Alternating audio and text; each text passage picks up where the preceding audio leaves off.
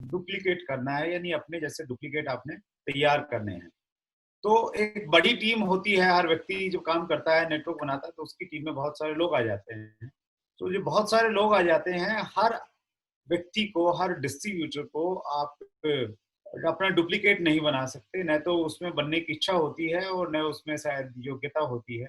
तो उसके लिए हमें छाँटना होता है कि हम लोग जो छाँटें, और जिन लोगों को हमने छाँटा है कुछ क्राइटेरिया के आधार पे, फिर उनके साथ में हम लोग लगातार काम करें। अ, ये ठीक उसी प्रकार से है जिस प्रकार अगर आपको ये ज़िम्मेवारी सौंपी जाए कि आपने एक हिंदुस्तान की क्रिकेट टीम तैयार करनी है, आप पहले एक बहुत अच्छे कोच रहे हैं और आपको ये बोला जाता है कि पूरे हिंदुस्तान में से जिस मर्ज़ी व्यक्ति को आप छाँटिए, प्लेयर को छाँटिए, लेकिन आपने हिंदुस्तान की बेस्ट टीम बनानी है और 4 साल के बाद जो द्वारा सिलेक्ट की हुई टीम और आपके द्वारा कोचिंग दी गई टीम को हम लोग वो वहाँ पे उसमें इंडिया को रिप्रेजेंट करने का मौका देने वाले हैं। तो अब ऐसी स्थिति में क्या करेंगे? आप इंडियन कोच हैं, आपको पूरी ज़िम्मेवारी, फुल रिस्पॉन्सिबिलिटी आपकी है, किसको छाँटना है, नहीं छाँटना है, उनको क्या सिखाना है, नहीं सिखाना है, कोई आपसे रोकने-टोकने वाला और पूछने वाला नहीं है। तो उस स्थिति में शायद आपका काम करने का तरीका इस प्रकार रहेगा कि आप ट्रायल लेंगे पूरे हिंदुस्तान से और ट्रायल लेने के बाद में शायद 500, 700, 1000 लोग छाँटे पहले और उन 1000 लोगों का फिर ट्रायल लें, फिर 1000 लोगों में से 500 छाँटें, फिर 100 छाँटें, फिर 50 छाँटें और शायद उन 50 लोगों का फिर आप एक पर्टिकुलर आप एक उनकी एक पर्टिकुलर एक कैंप लगाएँ उनका, उनके साथ में लगातार फिर काम करें और जब 50 लोगों के साथ में काम करेंगे तो फिर आपको दिखेगा कि भई मुझे टीम में 5 बॉलर चाहिए, 5 बैट्समैन चाहिए और 2-3 ऑलराउंडर चाहिए, एक कीपर चाहिए। तो ऐसा करके आप शायद उनमें से फिर उन 50 में से 20 लोग छाँट लेंगे और 20 में से फिर 15 लोगों को छाँटेंगे और 15 या 14 लोगों को लेके आप वर्ल्ड कप में पार्टिसिपेट करेंगे और उन 15 में से भी जब आप नंबर आएगा तो 11 प्लेयर ही उसमें पार्टिसिपेट करेंगे। तो वैसे ही आप सोचिए कि आप चूँकि आप टॉप 50 में अगर हैं, इस टीम का हिस्सा हैं, तो आपके पास में नेटवर्क है। तो आपने अपने उस नेटवर्क में से आने वाले टाइम में कुछ लोगों को छाँटना है। तो जैसे सरवण सैनी जी ने छाँटा है अपनी टीम में कुछ क्राइटेरिया रख के, तो ऐसे ही आपने भी आने वाले टाइम में इसको डुप्लीकेट करना है। कब करना है वो बेहतर तरीके से सरवण सैनी जी बताएँगे। जब वो बताएँ तभी आप उसको फ़ॉलो कीजिएगा। सो मकसद वही है यहाँ पे 50 लोगों को छाँटने का और 50 लोगों में से भी छँटनी होनी चाहिए आगे।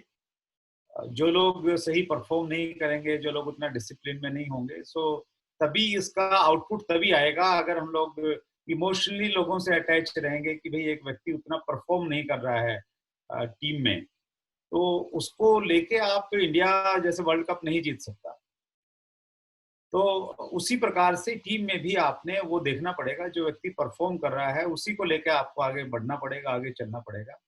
जो व्यक्ति परफ़ॉर्म नहीं कर रहा है, हो सकता है वो बड़ा पिन अचीवर वो हो सकता है आपके बहुत प्रिय हों, आपको बहुत रिस्पेक्ट रिगार्ड करते हों, लेकिन वो अगर टीम के लिए एसेट नहीं है और उससे अच्छा लोग परफ़ॉर्म कर रहे हैं, फिर आपने उनको चुनना चाहिए।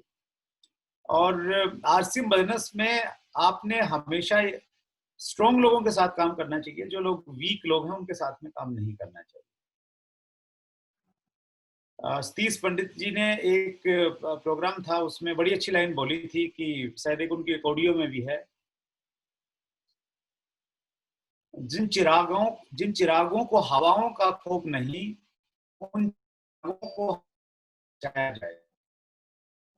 उसके मायने ये कि लोग काम जो बहुत पोटेंशियल हैं और बहुत तेज़ी के साथ में काम करते हैं, ऐसे लोगों का आपने विशेष ध्यान रखना है। और जो ढीले-ढाले लोग हैं, अनसीरियस लोग हैं, अनप्रोफेशनल लोग हैं, वो लोग अगर बिज़नेस को छोड़ भी देंगे, तो उससे आपको कोई ज़्यादा फ़र्क नहीं पड़ेगा। तो ये जो 2 लाइनें हैं, इनका भाव ये है कि आपने सीरियस लोगों के साथ में, जो कमिटेड लोग हैं, उन्हीं के साथ में आपको हमेशा काम करना चाहिए और आपके पास में एक्चुअली चॉइस होनी चाहिए। नेटवर्क में अगर आपके पास में चॉइस नहीं है, स्पेशली आपकी वीकर लेग में अगर 3 लोग हैं और उन 3 लोगों के आप भरोसे हैं, सिर्फ़ उन्हीं के भरोसे चलते हैं, उन्हीं की बातों को मानते हैं, वो जैसा भी कहें, तो फिर आप लंबे समय तक शायद टिक नहीं पाएँगे, सर्वाइव नहीं कर पाएँगे। सो इसलिए ज़रूरी ये है कि आपके पास हमेशा चॉइस रहनी चाहिए कि आपने किसके साथ में काम करना है, मजबूरी में काम मत करें। जिस दिन आप मजबूरी में काम करने लग जाएँगे, जिस दिन आपकी टीम को ये मालूम चल जाएगा कि भई आप उनके अपलाइन हैं और आपके साथ में काम करना उनकी मजबूरी है, उस दिन शायद ये उनके लिए भी अच्छा नहीं है और पूरे नेटवर्क के लिए अच्छा नहीं। और ये तभी संभव होता है कि जब आप नए लोगों पे काम करें, टीम में जो है नए लोग आएँ, स्पेशली बेसिक्स पे जब आप काम करते हैं तो आपकी नेटवर्क बिल्डिंग होती रहती है और नेटवर्क बिल्डिंग आपकी होती रहती है तो आपके पास में हमेशा चॉइस रहती है कि आपके साथ आप किन लोगों के साथ में आपने काम करना है। तो ये उस विज़न के साथ में ये 50 लोगों की टीम स्टार्ट की गई है और मेरा ये मानना है कि इसमें छँटनी होगी और आपकी कोशिश ये रहनी चाहिए बीइंग ए प्लेयर कि 50 में से आपके लोग छँटनी नहीं हो और मुझे लग रहा है कि आई डोंट नो कितने लोगों को इनवाइट किया था, मैं देख रहा हूँ अभी 37 लोग हैं इसमें पार्टिसिपेट कर रहे हैं, तो इसका मतलब ये है कि पहली मीटिंग में कुछ लोगों की छँटनी तो पहले ही हो गई है। जी, जी, जी, बिल्कुल तो सर, बिल्कुल।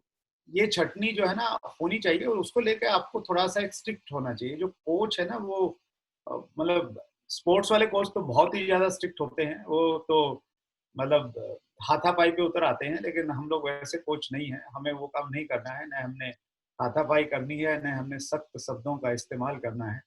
लेकिन हाँ, हमने इस मामले में डिसिप्लिन के मामले में सख्त रहना पड़ेगा।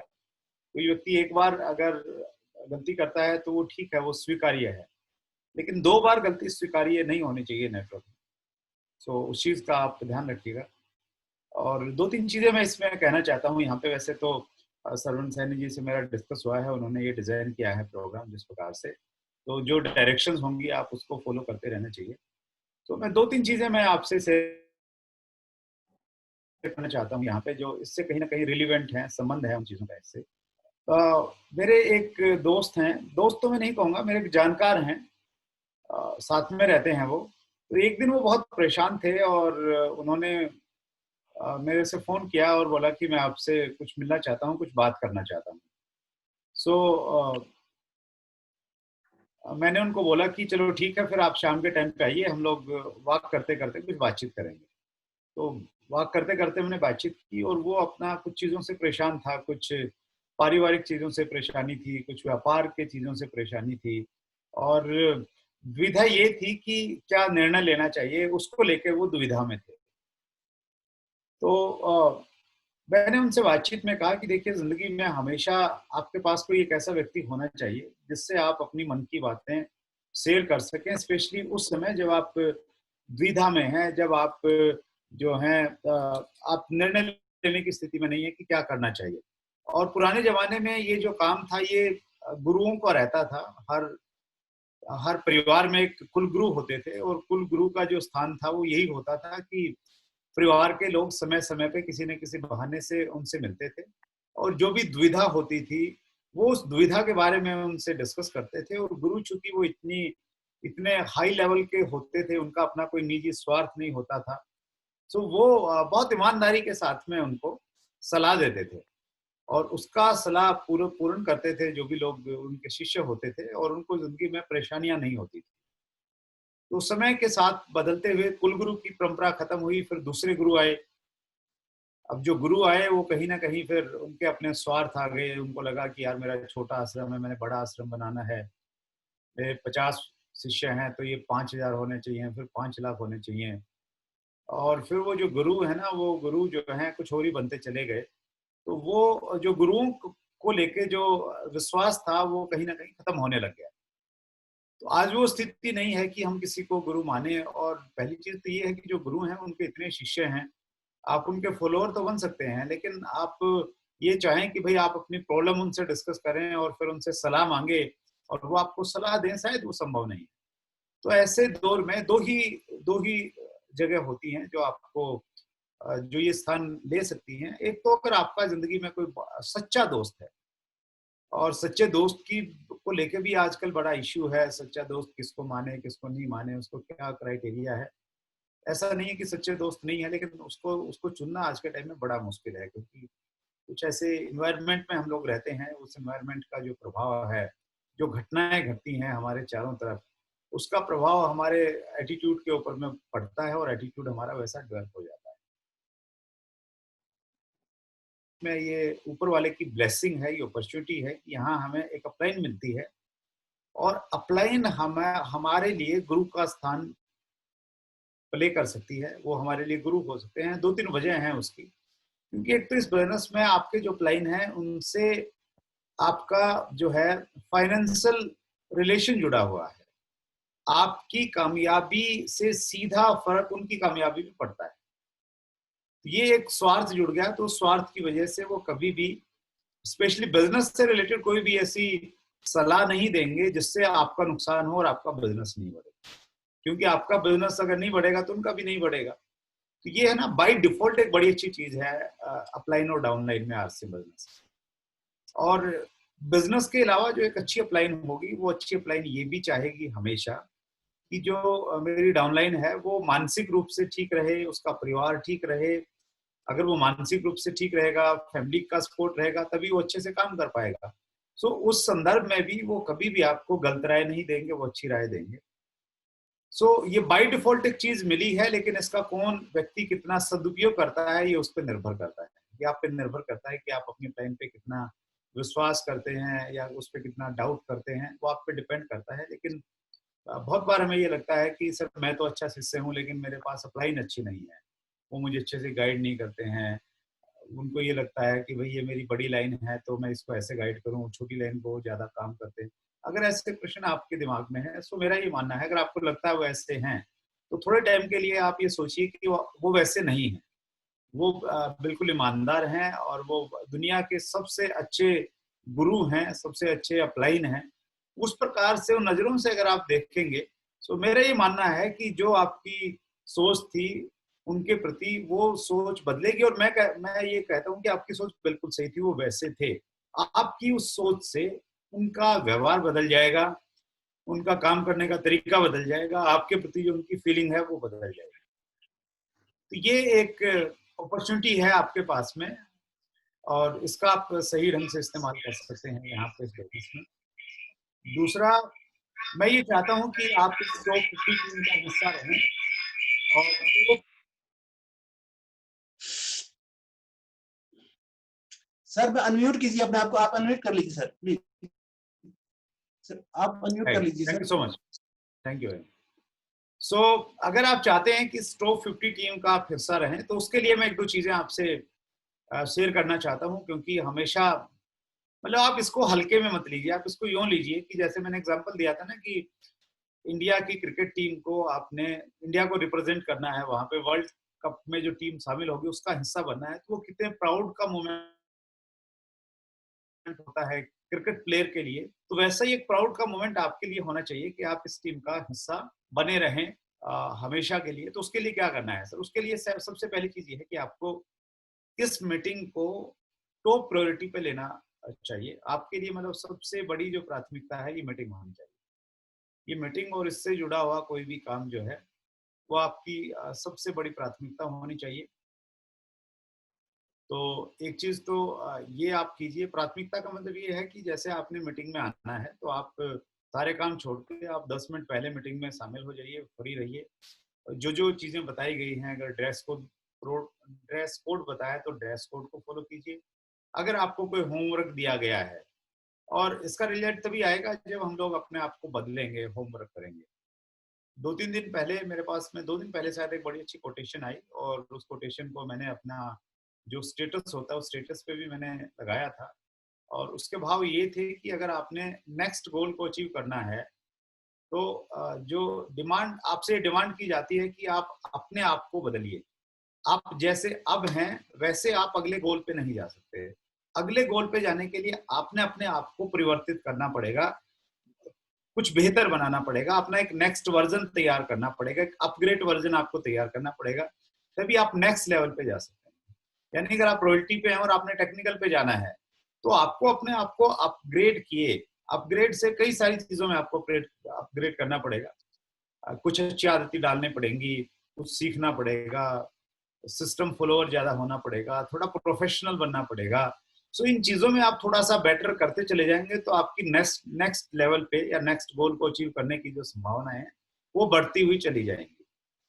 तो आप थोड़ा सा यहाँ पे सिंसियर रहिए, प्रोफेशनल रहिए हमेशा। प्रोफेशनल जो है ना, ये शब्द मुझे पहले बहुत अच्छा नहीं लगता था। मुझे लगता था कि प्रोफेशनल जो लोग होते हैं वो इमोशनल नहीं रहते होंगे, तो वो सिर्फ बिजनेस पे ही फोकस रखते होंगे। लेकिन प्रोफेशनल जो शब्द है, इसमें बहुत गहराई है। और प्रोफेशनल्स की जो मैंने डेफिनेशन देखी और जो मैंने कंपैरिजन देखे, तो मैंने ये पाया कि प्रोफेशनल और जो अनमेच्योर जो व्यक्ति होते हैं, जो नौसिखिए जिन्हें हम बोलते हैं, वो लोग होते हैं, उनमें बेसिक अंतर ये होता है कि जो प्रोफेशनल लोग होते हैं वो मोटिवेटेड होते हैं हमेशा। उनको किसी मोटिवेशन की जरूरत नहीं होती। और वो मोटिवेटेड क्यों रहते हैं? क्योंकि उनके गोल्स होते हैं, उनके टारगेट्स होते हैं और उनमें बहुत क्लियरिटी होती है। और जो अमेच्योर होते हैं, उनमें उनके गोल्स नहीं होते हैं, उनके क्लियर टारगेट नहीं होते हैं। वो मतलब अपने लिए काम नहीं कर रहे होते, किसी दूसरे के लिए काम कर रहे होते हैं। तो इसलिए उनको हमेशा मोटिवेशन की जरूरत पड़ती है, हमेशा अपलाइन के फोन की जरूरत पड़ती है। और वो हमेशा ये कहते हैं, सर आपका फोन नहीं आता, आपका फोन आता है तो मैं चार्ज हो जाता हूँ। क्योंकि उनके पास में चार्जिंग का कारण अपलाइन का फोन है, और कोई कारण उनके पास में नहीं है। लेकिन जो प्रोफेशनल होते हैं उनके पास में उनके गोल्स हैं, सेट हैं कि जून में क्या करना है, सितंबर तक क्या करना है, दिसंबर 2020 में क्या करना है, और 2025 तक क्या करना है। सो इसलिए वो हमेशा मोटिवेटेड रहते हैं। और प्रोफेशनल जो लोग होते हैं वो हमेशा लर्निंग एटीट्यूड वाले रहते हैं, हमेशा सीखने को वो तवज्जो देते रहते हैं, सीखने के प्रति समर्पित रहते हैं। और वो हमेशा एक टीम प्लेयर होते हैं, टीम के लिए वो एसेट होते हैं। टीम के लिए कभी लायबिलिटी नहीं बनते कि यार 11 में से इसको तो मजबूरी है इसको लेना। तो वो हमेशा एसेट होते हैं। वो टीम के लिए ऐसा काम करते हैं, टीम को ये लगता है कि यार अगर वो नहीं होंगे तो शायद हम लोग मैच हार जाएंगे, शायद हम अच्छा परफॉर्म नहीं कर पाएंगे। सो उस प्रकार की फीलिंग टीम प्लेयर्स की होती है। सो वैसी एक फीलिंग आपकी भी रहनी चाहिए। सो आप टीम का एसेट्स बने, डिसिप्लिन में रहिए, तो मुझे लग रहा है कि आप इसका पार्ट बनेंगे। और लोग कितने इसमें छोड़ते हैं इसको मुझे नहीं मालूम, लेकिन आप इसको जरूर इसको बरकरार रखेंगे। ये 2-3 चीजें मैं आपके साथ में शेयर करना चाहता था। और मैं एक और अपॉर्चुनिटी दे रहा हूँ, 5 मिनट का टाइम अभी और है हमारे पास में। तो उसमें आप कुछ अगर श्रवण जी प्रश्न पूछना चाहते हैं, या टीम में से कोई और व्यक्ति प्रश्न अगर पूछना चाहता है तो वो पूछ सकते हैं, ताकि हम लोग कुछ अगर क्वेरी है इससे रिलेटेड या और किसी चीज से रिलेटेड, तो हमारे पास में 5 मिनट का टाइम। सुरेश जी, सुनील जी। सर जय आरसीएम।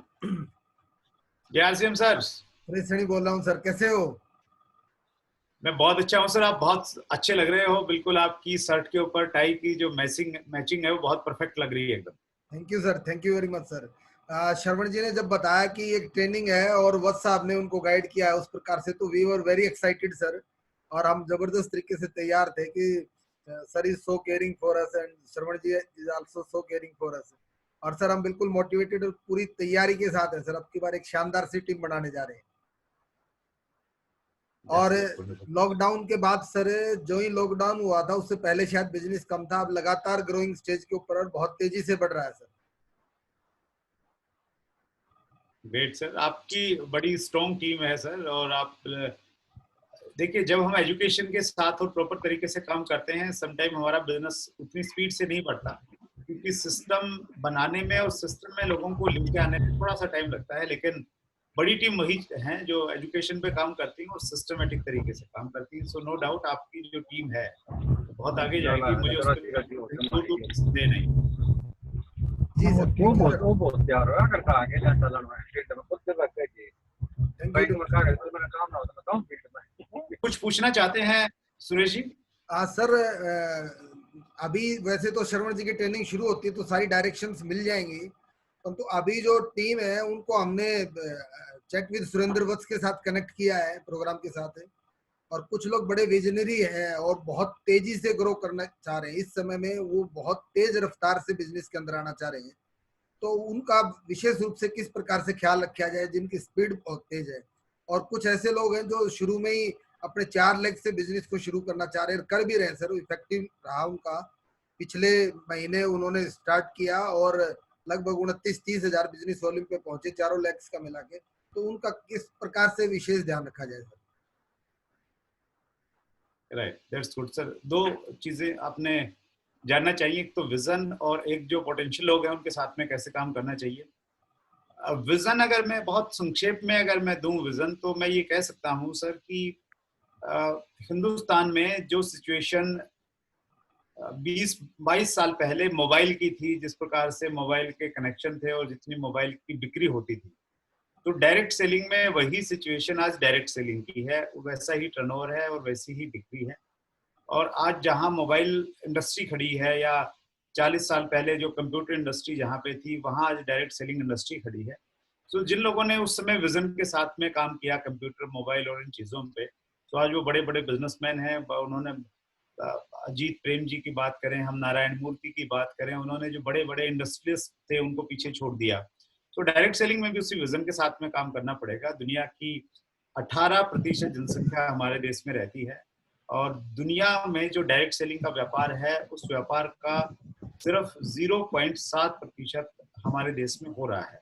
तो बहुत बड़ी संभावनाएं बहुत बड़ी हैं। सो एक बात तो ये, दूसरी बात ये है कि जो पोटेंशियल लोग हैं, पोटेंशियल लोगों को हम लोग सिस्टम के साथ में कनेक्ट जरूर करें। और सबसे पहला जो हमारा सिस्टम है वो 6 बेसिक है।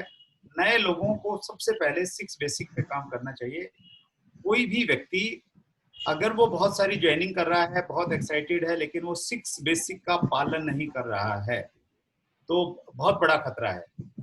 वो कभी भी टीम को क्विट करके छोड़ के जा सकता है। वो जितनी मर्जी बड़ी बातें करे, जितनी बड़े विजन की बात करे, अगर वो 6 बेसिक पे नहीं आया है, उसके 6 बेसिक मालूम नहीं है, उसने प्रॉपर अपनी ड्रीम लिस्ट, प्रोस्पेक्ट लिस्ट नहीं बनाई है, कॉन्टेक्ट करने का तरीका, plan, presentation, follow up, startup proper नहीं आता है, सो वो कभी भी जा सकता है। उसको लेके हमें बहुत सीरियस होना चाहिए। और जहां तक 4 लेग पे काम करने की बात है, सो ये मैं हमेशा इसको हेल्दी मानता हूँ। 4 लेग पे काम करना हेल्दी इसलिए भी आपके पास में चॉइस रहती है, लेकिन 4 लेग पे काम करना या 2 पे या 3 पे काम करना, ये प्योरली काउंसलिंग का सब्जेक्ट है। जब भी कोई भी व्यक्ति ज्यादा लेग ओपन करता है, तो वो अपने इमीडिएट जो एक्टिव और ग्रोइंग अपलाइन है उनसे काउंसिल करे प्रॉपर कि सर मेरी अभी 1 लाइन है या 2 लाइन है, मैं तीसरी खोलना चाह रहा हूँ, खोलूं या नहीं खोलूं। अपनी मनमर्जी से मत करें। अपलाइन की डायरेक्शन में वो 10 लेग भी खोल ले, और अपलाइन की अगर डायरेक्शन के बिना वो खोलेगा, तो मुझे लग रहा है कि शायद उसको नुकसान हो जाए। क्योंकि लेग खोलना अलग बात है, लेकिन उसको चलाना, उसको मेंटेन करना, वो बहुत बड़ी रिस्पॉन्सिबिलिटी का काम है। सो अपलाइन देख पाता है, क्योंकि अपलाइन के पास में अनुभव है कि आपके पास लिस्ट कितनी बड़ी है और आप किस प्रकार से बात करते हैं। वो सारी की सारी चीजें जो है अपलाइन बेहतर तरीके से आपको गाइड कर पाएगा। सो उसमें मेरा सजेशन ये है कि अपलाइन की डायरेक्शन से ही आप, अपलाइन से काउंसलिंग के साथ ही आप अलग और ज्यादा ग्रुप हो। Thank you sir, thank you very much. और कोई साथी अगर कोई है जिसका कोई ऐसा प्रश्न है,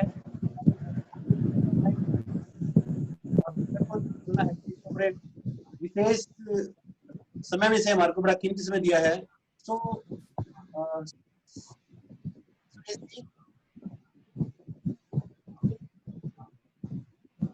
जी जी सर, जी सर।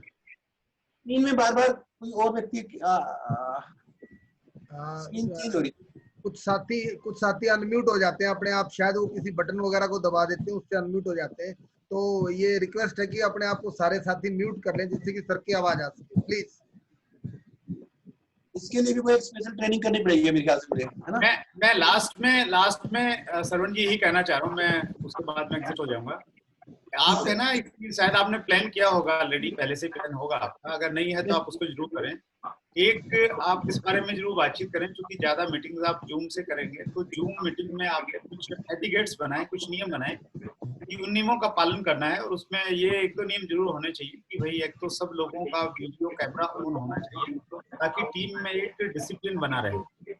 सो एक तो ये जरूर रहना चाहिए। और अनम्यूट, मतलब म्यूट अनम्यूट कैसे करते हैं वो मालूम रहना चाहिए। नई चीज है, ये भी सीख जाएंगे हम लोग, लेकिन हमें सिखाना चाहिए। और जब आपका नंबर आए तभी आप अनम्यूट करें, नहीं तो हमेशा म्यूट रखें। और होस्ट और लोकल होस्ट के पास में हमेशा अपॉर्चुनिटी रहती है, वो चाहे तो सबको अनम्यूट कर दे। तो उसमें एडवाइजेबल यही है कि होस्ट जो है वो सबको अनम्यूट करके रखे।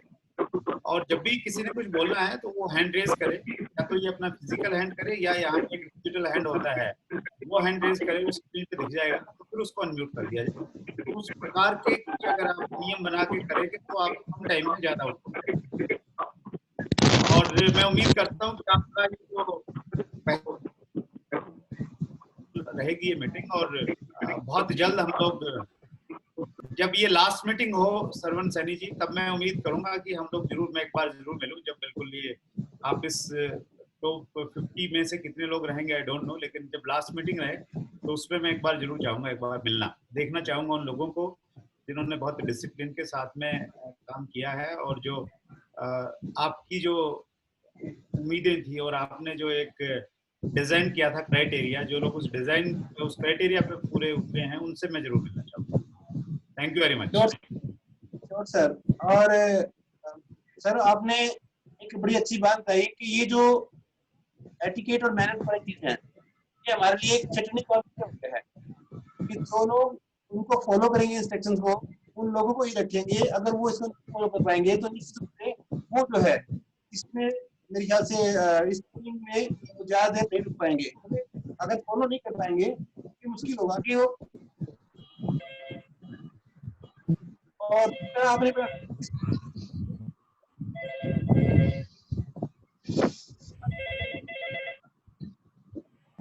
सर ये इजी है सर। मेरी आवाज आ रही है? यस सर आ रही है सर। सर मैं आप लोगों का मैं एक बात कह के मैं अभी एग्जिट हो रहा हूँ, फिर आप इसको कंटिन्यू कीजिएगा। और वो ये है कि इसका ज्यादा आप रिजल्ट चाहते हैं ना, तो इस मीटिंग को आप या तो सुबह 7 बजे से पहले कीजिए, 7 बजे से पहले कीजिए, क्योंकि उस समय सिग्नल्स अच्छे रहते हैं। अदरवाइज कुछ ना कुछ ऐसे इश्यूज हमेशा आपके पास में आने वाले हैं। सो मॉर्निंग में 7 o'clock से पहले कीजिए, थोड़ा सा सेक्रीफाइस कीजिए, जल्दी उठिए, जल्दी तैयार होइए। सो आप इसको बेनिफिट मिलेगा। 7 बजे के बाद अगर आप इसको करने वाले हैं तो ये जो इश्यू आ रहा है सिग्नल का, ये हमेशा आपके साथ में बना रहे। सर मैं एक बात कहना चाहूंगा, शायद आप वो क्या बोलते हैं अंतर्यामी हैं या अंतर्दृष्टि आपकी बहुत दूर तक देखती है। सुबह 6:30 से 7 है, लेकिन चूंकि आपकी व्यस्तताओं के चलते और आपके पास समय का अभाव रहता है, इसलिए उन्होंने ये समय आपने 9:30 बजे रख दिया। हमने केवल आज ओपनिंग के लिए इसका टाइम 9:30 रखा, अदरवाइज इसका टाइम जो है वो 6:30 से 7 रहेगा sir. Wow wonderful, that's great. आपने अपना बेहतरीन कीमती समय दिया। मैं और मेरे अलावा जो हमारी टीचिंग टीम है सर, सारी की सारी टीम है, आपका आभार।